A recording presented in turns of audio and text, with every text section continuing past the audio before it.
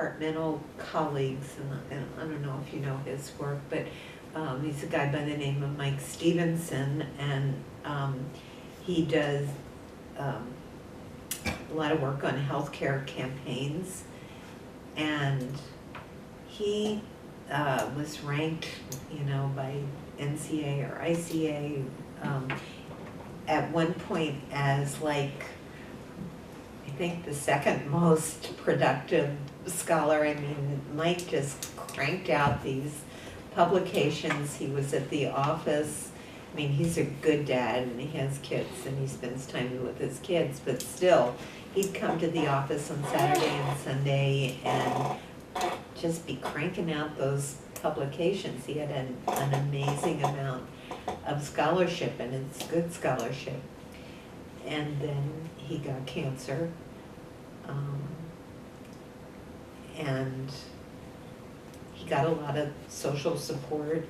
He's a religious person. I think he dug deep into his own spirituality, and so far he's doing pretty good.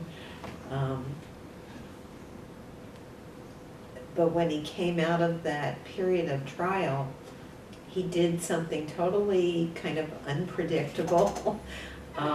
There was an opening in the dean's office, and he went and became an associate dean for undergraduate curriculum. And we're like, Mike, why are you doing that? And he said, and I think they asked him that during his job interviews, man, you're one of the most productive scholars going. Why would you, you're not going to be able to continue that level of scholarship. And he said, well, when I was sick, a lot of people helped me, but the students really were there for me. And they were. They loved, he was a good teacher. They love him. He got really a lot of support from the students. And he said, it's meaningful for me now to give back to them. And I thought to myself, well, this is going to maybe last for a year or two, and then he's going to go back.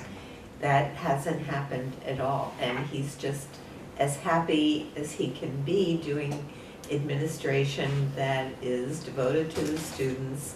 He still does some publications, but so much less than what he was doing before, because that really doesn't matter to him now. He's doing something that is much more meaningful and feels like it's giving back to the people that helped him when he needed help. And that's just an example. The quest is finding your own meaning in having gone through this prolonged period of suffering, and coming out in some way as a better life, or it may be a better way of dying after you go through that dark, narrow tunnel, but finding the light at the end of the tunnel. Would it be wrong to think of these three categories as a bit of a temporal model? It seems like, okay, I don't know, take cancer for example, or even a tragic accident, and someone goes through this chaotic story. I don't know if my life will ever be the same. There seems like there's no end in sight. I'm suffering. And then they sort of reach this point of restitution, maybe there is something different. Maybe there will be a better day. And then they get through it, and then they say, I want to change, I feel transformed. This is the story of a lot of motivational speakers. Mm-hmm. And then they go on. So would it be wrong to think of this as a progressive model, their narratives are changing based on their perception of it? Well, Frank says, really, people's stories, at least over time, are not really just one of these categories, that they're a mixture of these categories. Mm-hmm. And so in that sense, yes, I think there can be change.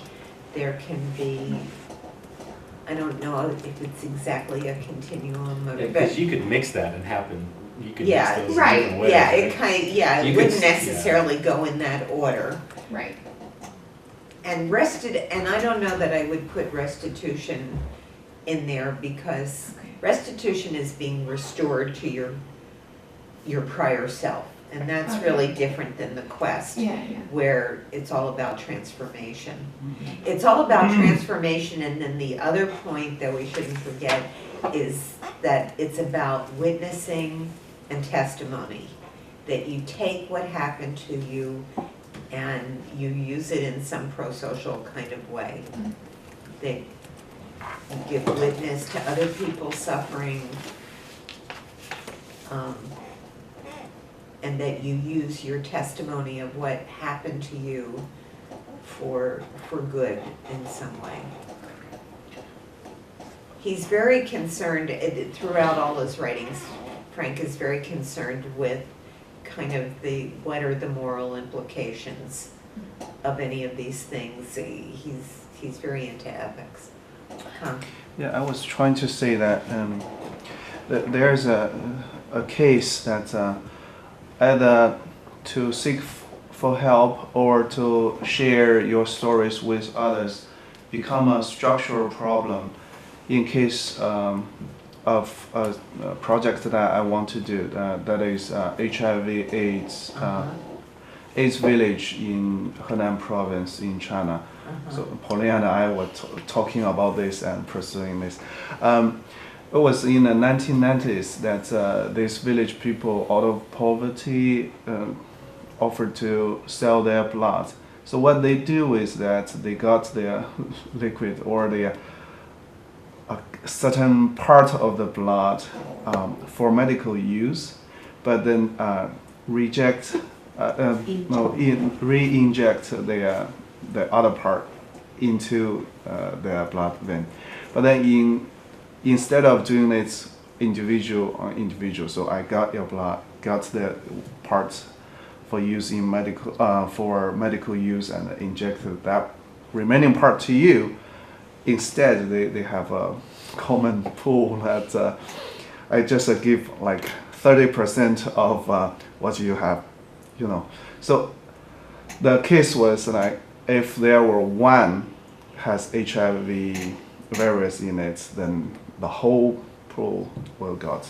So basically, these people have like 2 or 3 years later, they've found HIV, AIDS, and then they start to give all these village people the physical examination, and then found that the whole village can be entirely, yeah. And then these village people were kind of socially isolated. The produce from their farmland will not sell in the market. If they go to a local restaurant, no one will sell food to them. So, and then their relatives refuse to come and refuse to let them go to their places. And then I was trying to do that until like last week I talked with one of my friends about this future project, and he said that you'd better not to trudge into this minefield. Why? Because the current premier at that time was the highest leader, was the of that province, the governor of the province. And so that's why in China, HIV/AIDS, you can talk about MSM, you can talk about drug use, you can talk about other kind of thing, but not Transfusion. not AIDS village. AIDS village literature was really rare to find, especially the in-depth ethnographic face-to-face interactions and discussions. And what he told me was like, in 10 years, it can be a huge political minefield. If you dare to step into it, you and your family can be in trouble. So there is a structural dimension to that. That this can be a political tool instead of only, medical or biomedical issue. So I'm thinking about these people in this in these villages from their perspective. So not only that they have all these traumas, pain, endless, to tell, but also, the difficulty of telling it is a national structural issue. Just a different dimension to this. Do you think you being I'm still curious if that's your question. I want to just float by to see if it is dangerous. I just got a I said that- message from him this morning. I told this friend that they cannot have CCTV all over the place. He said, why not? I said, it's a village. But then he said, this is a highly sensitive village. The public security personnel can talk to you very next day if you dare to go there. So, but then it all happened in his imagination, my imagination, me being, I'm going to venture into this place. He being, no. And that these people tell their stories. That's what your point is. Yeah. They can't tell their stories. Yeah. Or their stories are impacted by the larger. And the narrative. access to storytelling, to the chances of storytelling, is structural issue. And I tried to say, no, what you told me is not true. See, this Phoenix TV has special program on AIDS, and one part of it is especially to say that this is a disaster of blood transfusion. And he said, no. CCTV has a lot of background, political background. They have channels so that, they have specific chances or opportunities to be able to get this, get in touch with these people and still not get into trouble. But you do not. Yeah, So I that's- think you're raising a very complicated kind of question that I think we'd have to spend more time discussing the contingencies of the situation that you're describing. This is going way beyond, it has to do with witnessing and testimony for sure. But I think the macro structural things that you're bringing up make it a very special case of witnessing, which I'd be happy it's quite a problem, and I would like to help you think it through, but I think it goes beyond what we're talking about here. Yes. Well, I asked you to do something for today in terms of, and we're going to try and tie these things together, or I'm going to try, in terms of thinking about a master narrative of disability. And what came to your mind when you were thinking about that, or if you did think about it? I thought about in the U.S., my mom is an adaptive PE teacher for kids with special needs. So one thing that she talks about a lot is like this master narrative that she struggles with sometimes is that she finds that people see disabled of all the range of disabilities as always having to be dependent on someone else. Like they are never seen as independent, like able people for different things. Any other thoughts you had about disability? Yeah, that also in the U.S. people, or I guess maybe where I'm from, I don't know, maybe it's just my community, people just view it as like sad, as something that, just like, it's kind of like it was your bad luck that you had to end up in a body like that or something like that. So like, we should just try to be as nice to you as possible, but it must suck to be you. Yeah. Yeah. I think in Chinese the word is actually means injured and something is missing from your body. So it's like usually it's related to it was very negatively labeled, and I remember in the past when someone talked about someone is handicapped or disabled, we use handicapped before, and then as disabled, you think that they are poor, they are beggars, they need help, they don't have enough monies, they don't have enough food, some kind related No, to it's that. dependence to an extreme. Yes, yes. That's exactly how I see the master narrative. For me, everything goes back to the same thing in the United States, neoliberalism, you know, this whole, I think that in the United States, you play a role as a consumer, right? If you play your role right, it doesn't matter how many limbs you have or what education you have, if you are a consumer, if you have the job that produces, if you buy a car every 5 years or whatever it is, if you play that role, then you are a good citizen.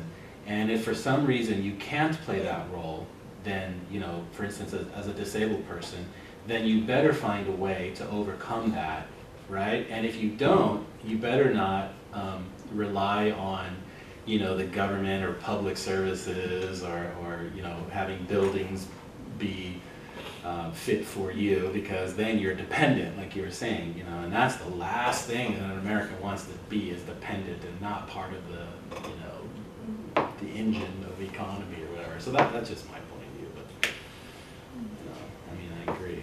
Danica, what came to your mind? Yeah, my thesis is about infertile women in Singapore, and they are good consumers. So they What are women?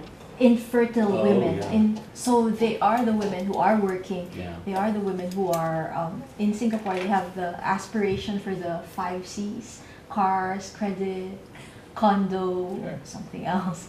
So they are the obedient women who are going after that. But the illness narrative for them, and I'm sorry, I am defining it as a disability, Yeah, although it's not.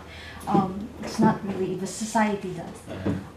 but so, it is in the way Pauline's talking about it as something missing. right. Yeah. It is something missing. And it sucks to be you and all that. Mhm. But what the women. It also has another dimension of you brought it upon yourself, that you know you waited too long. You worked. You worked for Yeah. too long. You were Yeah. too career oriented. It's always the woman who's infertile, by the way, not the couple. Even though the man might be the one that has the issue.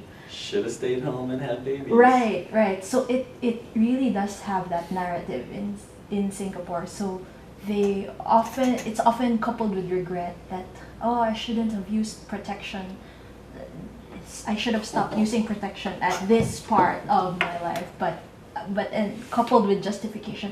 But then I was taking my master's, and then like with So that's a disability with guilt, with right. self-guilt. It is. It has a lot of self-guilt include- because they had wide access to contraception and they had control. Like I was married, but my husband and I waited this long, and then so it's framed by these interesting narratives of how they seek redemption through going through these rites of passage, right? Either going through difficult in vitro fertilization treatments or going to shrines. Anything else anybody wants to bring up about the master narratives? Interesting. A bunch of negative stuff here, right? Hmm. Okay, so we're gonna see a film today called Murder Ball. Have you seen this? Yeah, Yeah. that's great. Um, I like it. It's sporty. It's definitely about sports. Yeah. Um, Testosterone. And what I'd like you to keep in mind, I'd like you to think about Frank's typology and what kinds of stories, because you'll hear a number of stories in here, what kinds of stories you're hearing.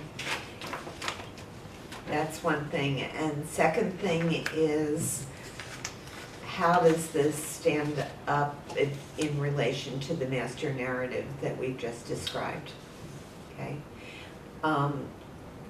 It's an 88-minute film, so it's going to take a while. So let's quickly do restroom, water break, whatever, but back in no less than 5 minutes. who is this guy on the surfboard with no arms and no legs? That is he like a local? I mean, I saw him on the. No, he came to Singapore. He came to Singapore. So Yeah, I haven't seen that. New Zealand or Australia. he's from New Zealand or Australia. New That's probably. Zealand. So you'll see, like, if you go to a bookstore here, I mean, it's everywhere. This What's book. his name? Nick, what? Nicholas. He has this Nicholas. famous book, Life Without Limits or something like that. Yeah, He has without no limits. arms, or no something like legs, and he's on a surfboard. Oh my He gosh. surfs and he does all these, and he's smiling. And So he's an How does he inspirational get on the speaker. surfboard? It's amazing. He even taught himself to use a mobile. Like he's got feet that are just No, here, no no legs. legs. But he has a family, if I'm not wrong. Like, Yeah, yeah. he has a wife and he has kids. a daughter. Yeah. He doesn't need, he can just buy Google Glass. And then it's gonna be it's gonna be So really within fast. his own self, he is the epitome of a counter narrative, it Yeah. sounds like. Okay, Yeah. take whatever break you want, because then we're gonna start. Okay, so obviously we have a counter narrative of disability here, right? Mm-hmm. Is it even still a disability story? Exactly.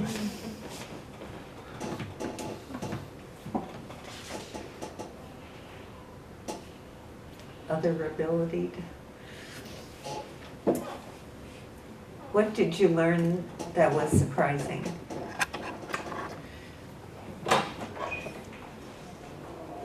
For me, is the most impressive scene is the kids went to interact with the team, and then I think it's a very good way for the next generations to know that disability is not really a disability, and then because they can see how they work, and then talk to them and play with them, so that I won't see any fear of interacting with handicap among the kids. But from what I observe, at least still some of the kids in my city still think that handicap, disabled is kind of strange, and want to stay a distance with them. They don't really want to interact with them. Yeah, so I think this is like most impressive for me to transfer from the image of disabilities to people. Other things that impressed you or surprised you? The part in the movie where, I guess this isn't necessarily a surprise, but just to think about how when people are in wheelchairs, even, in some parts of our public education system, they're grouped together with people who are just physically disabled and people who are in wheelchairs for other reasons. And so I thought it was really interesting, that scene that they talk about how they were mistaken for someone with a mental disability, and that process that they go through with that, and how they distinguish themselves as a different kind of. It seems like that would happen, or even just in my experience with my mom. She's an adaptive PE teacher, so she teaches both. But when people see her class, they automatically group them all together. So that was interesting. Is anybody surprised at how macho they were? That was what I was gonna say. Like, yeah, it reaffirms their virility. That being And that hyper macho, they're yeah. hyper. I'm still a man. Mm-hmm. I'm still athletic. So, there's kind of a meta story here about being disabled doesn't mean a lot of the things people ascribe to disability, but then there's all kinds of layers of stories that compose that meta story. You may not have been thinking about it during the film, but as you think about it now, what allusions to Frank's typology did you hear within some of those stories?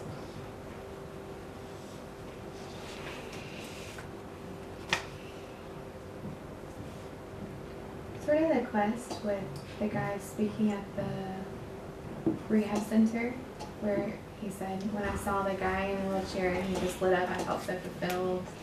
And like he had gone through the same thing and he was offering that to them for the quest story. I think this is full of quest stories, okay? I think the whole act of playing rugby is finding meaning beyond your disability, and proving that to be somewhat of a fiction, that you're not able to do all these things. So I think there's quest narrative written all through this. And so the example that you picked out is a way of witnessing, giving testimony. But there's examples of that throughout the film, and Frank says that the quest story is associated with the communicative body, that it's finding meaning, but it's finding meaning in a relational kind of way. So every chance these guys get, they're sharing the meaning of their quest, whether it's with the kids, with the veterans, with the new guy who just came off the rehab ward and is now saving up to buy his own rugby chair. What about that guy? Because we followed that guy a little bit. I forget his name. Keith. What about Keith's story? It was definitely, you could see him kind of like mired in chaos in the beginning, especially when he got discharged and he was at home, and you could just see him looking around and trying to make sense of everything. And being angry. Yeah, and just telling his, was that his mom and his girlfriend or wife? I don't know Wife. who the young woman was, but They that just was don't definitely They his didn't mom. know. Yeah. But anyway, they just let any moments that I can't process this, stop, stop trying to preach to me, Yeah. stop trying to force. This sucks and it Yeah. sucks. Mhm. What about though when he talks about like, I'm not planning on being in this chair? Like, I'm not planning on, I wonder if that was like a part of his I don't know if you could say it restitution. Well, one of the other guys said, everybody starts out by saying, I'm gonna walk again. The restitution narrative is the first thing we hope for, and that's kind of a natural thing. But he's saying, I think it was the blonde guy, Andy, is that his name? Every one of us goes through that phase of hanging on to the restitution narrative, but then it's not going to happen, so there's a quest for something redeeming in the situation they're in. And I think one of the guys, Bob, the guy that was in the box, says to one of the kids, we use whatever we have, We use everything we have. everything. Actually, this was the story that surprised me the most because, I mean, the thing that impressed me the most is that he could still type Mm-hmm. very accurately. We have 10 fingers and then we keep making mistakes all the time. And it's like, and it just comes out nicely in the sentence. Yeah. Well, surprising. Or the gadgets that he uses or whatever, there's a way, right? It was so smooth. It was almost graceful. Like, you're just picking, pouring yourself a drink, putting things in the dishwasher. It's like, Actually, there was another scene where I can't remember who goes to the supermarket, and then he has to get his wheelchair out, so he just leans back, right, and he grabs his wheelchair and he swings it out. And that move was amazing. It's just so natural for them, or it makes it natural. How about the instruction about sexuality? That's important. you could see the biomedical or the more dominant masculine narrative of disability kind of peeking out through the film. Like, again, like you have to instruct them how to have sex again, or like when they came and visited Keith, and Keith wanted to try the chair in the hospital, where he's like, no, you're in hospital grounds, you're a bit fragile, don't move around, don't hit anything. do a break, something like that. How come it wasn't a guy in a wheelchair doing that video? Why was it like the doctor, you know, telling him about that? I Yeah. mean, what do you know, fella? I'm very instructive. What do we make of Joe and his story?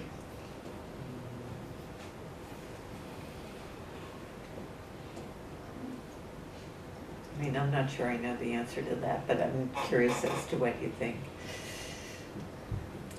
Guess what I thought is that his personality comes out a lot more kind of than the disability.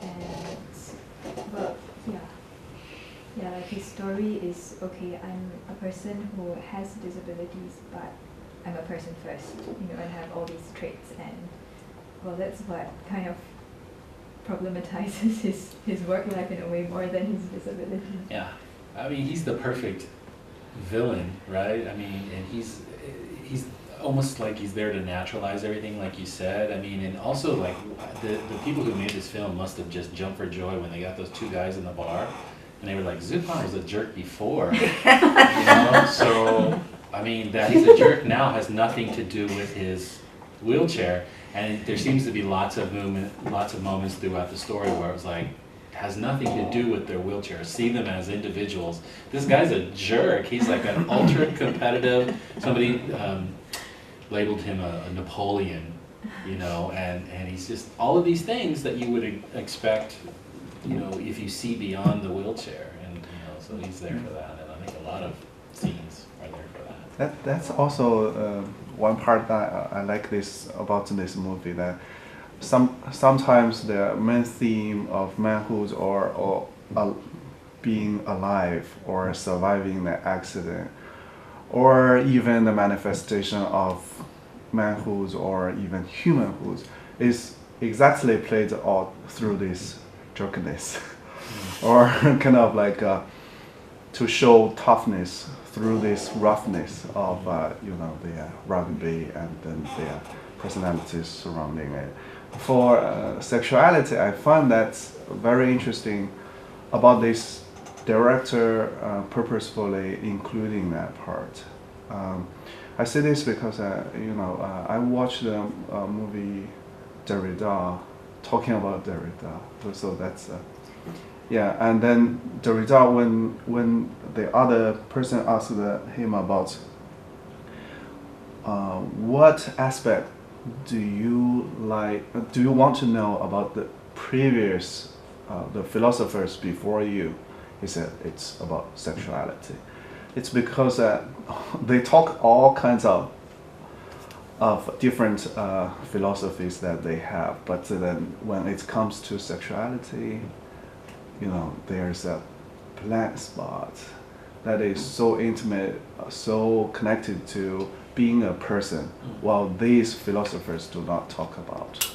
Even for Foucault, history of sexuality is nothing about everyday, you know, experiences. And then this part is especially good. So I think, I don't know, but I imagine that the filmmakers purposely included that because that's the question everybody wants to know about. Yeah. Mm-hmm. Sure, I mean, they spend a lot of time saying these people are whole. These people are just like you and me. They are a whole person, just they're in a wheelchair. And then, like you said, well, wait a minute, are they really whole? Are they whole in every way? You know, and then boom, sexuality fills that gap, right? Well, I think there's another part of it that, and again, this is, well, it's not as directly related to the disability, but what do you think about the scene following that last game with Canada? That was very emotional. All the, yeah, I mean, Zupan, all these tough guys reduced to tears.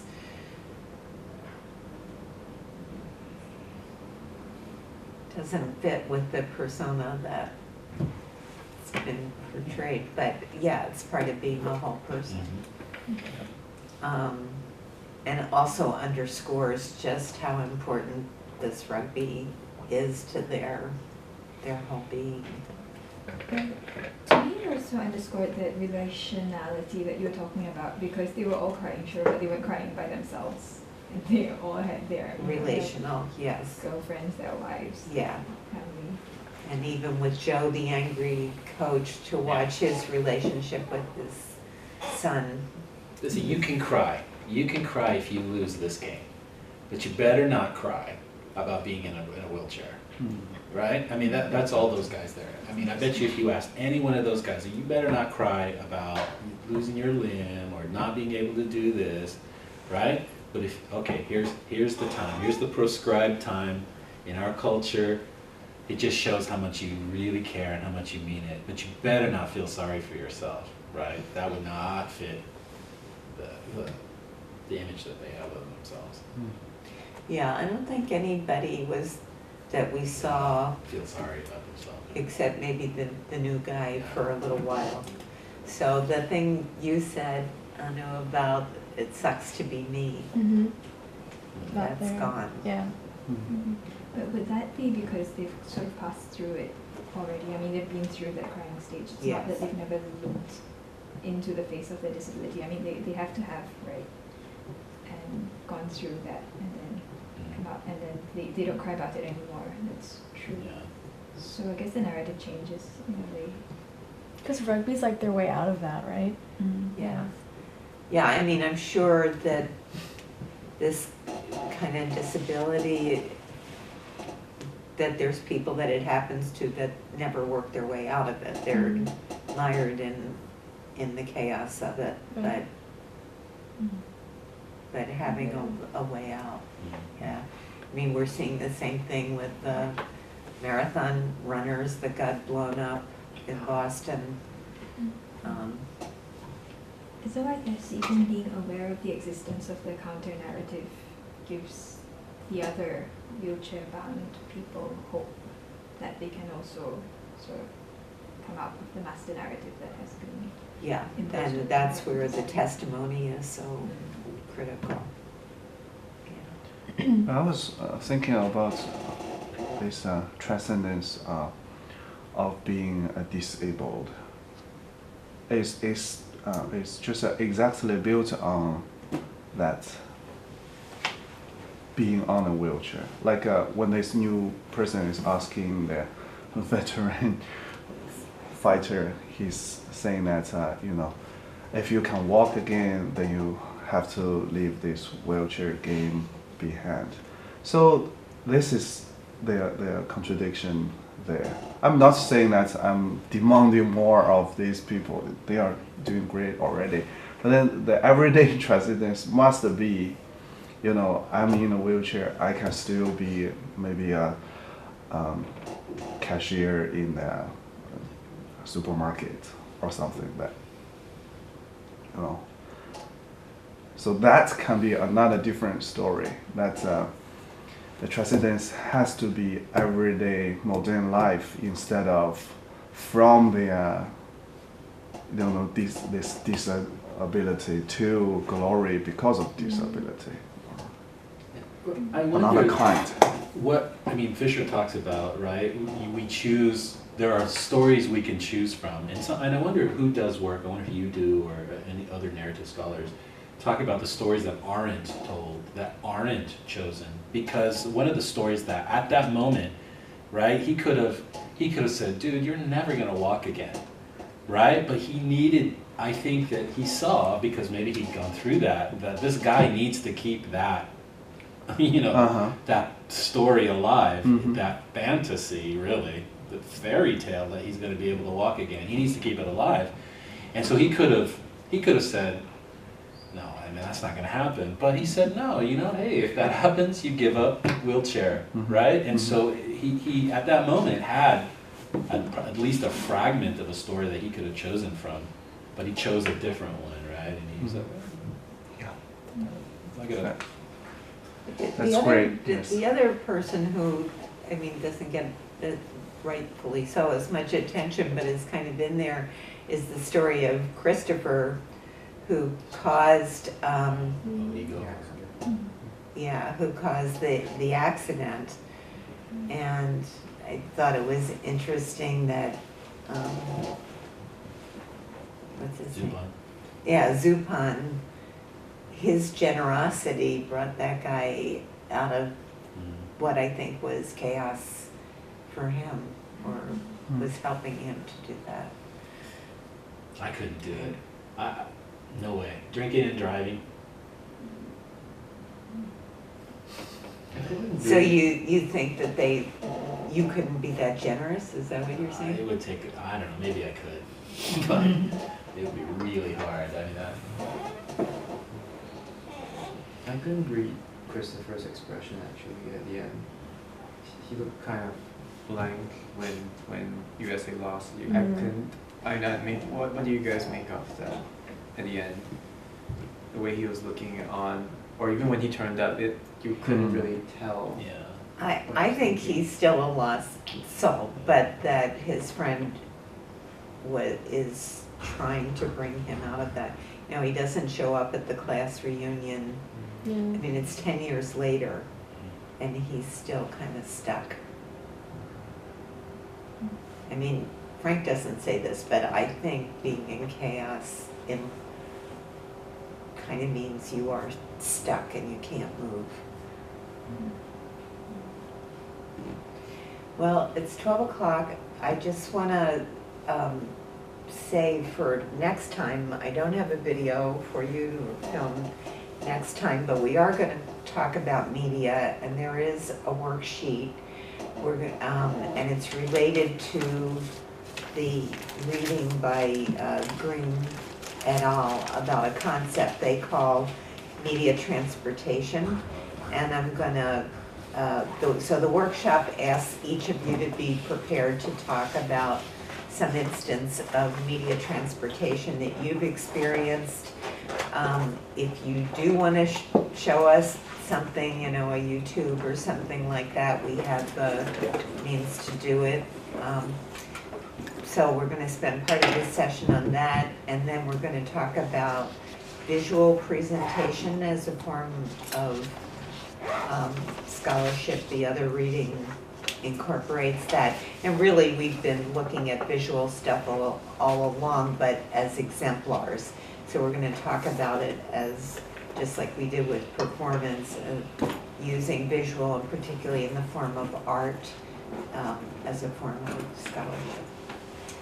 So I hope everybody has a good weekend. Thank you.